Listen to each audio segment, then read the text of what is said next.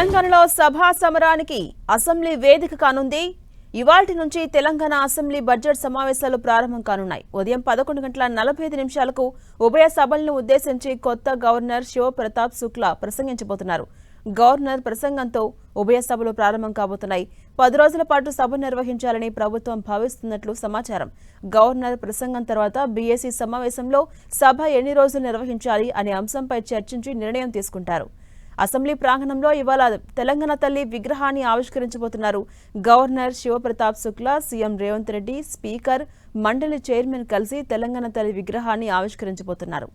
ఈ సమావేశంలో భాగంగా ఈ నెల 20న ఆర్థిక మంత్రి భట్టి విక్రమార్క 2026-27 సంవత్సరానికి సంబంధించిన బడ్జెట్ను అసెంబ్లీలో ప్రవేశపెట్టబోతున్నారు.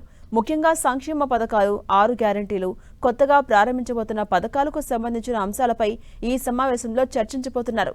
మూసీ ప్రక్షాళన, నదీ జలాల అంశంపై ప్రధానంగా చర్చ ఉండబోతోంది. విద్యారంగంలో కొత్త విధానాల అమలు, మార్పులు, బడ్జెట్ కేటాయింపులపై చర్చ జరగబోతుంది.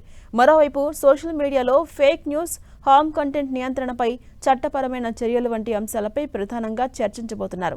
మరోవైపు ఈ అసెంబ్లీ బడ్జెట్ సమావేశాల్లో ప్రభుత్వాన్ని నిలదీసేందుకు అటు ప్రతిపక్షాలు సిద్ధమయ్యాయి.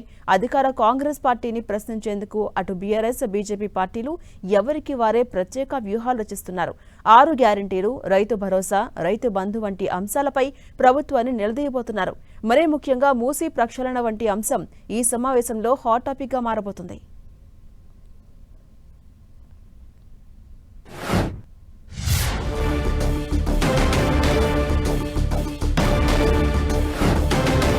తెలంగాణ అసెంబ్లీ బడ్జెట్ సమావేశాల్లో ప్రభుత్వాన్ని ప్రశ్నించేందుకు ప్రధాన ప్రతిపక్ష పార్టీ బీఆర్ఎస్ వ్యూహాత్మకంగా సిద్ధమైంది.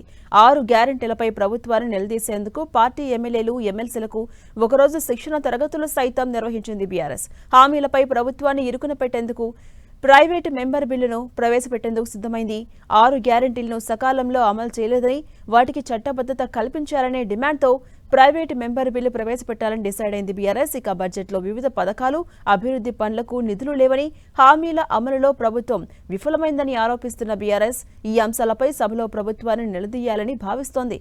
నిరుద్యోగం, రైతుల సమస్యలను అసెంబ్లీలో ప్రధానంగా లేవనెత్తడం, పాలనలో లోపాలను ప్రజల్లోకి తీసుకెళ్లాలని కేటీఆర్, హరీష్ రావు డిసైడ్ అయ్యారు. ఇక మూసీ పునరుద్ధరణపై ఇప్పటికే అధికార ప్రతిపక్షాల మధ్య మాటల యుద్ధం జరుగుతోంది. మూసీ ప్రక్షాళన పేరుతో పెద్ద ఎత్తున పేదల ఇల్లు కూల్చి రేవంత్ సర్కార్ రియల్ ఎస్టేట్ వ్యాపారం చేస్తుందని ఆరోపిస్తున్న గులాబీ పార్టీ ఈ అంశంపై అసెంబ్లీలో ప్రభుత్వాన్ని ప్రశ్నించబోతుంది. పేదల ఇల్లు కూల్చకుండా మూసీని ప్రక్షాళన చేయవచ్చని చెబుతున్న బీఆర్ఎస్ రేవంత్ సర్కార్కు పలు సూచనలు చేయాలని నిర్ణయించింది.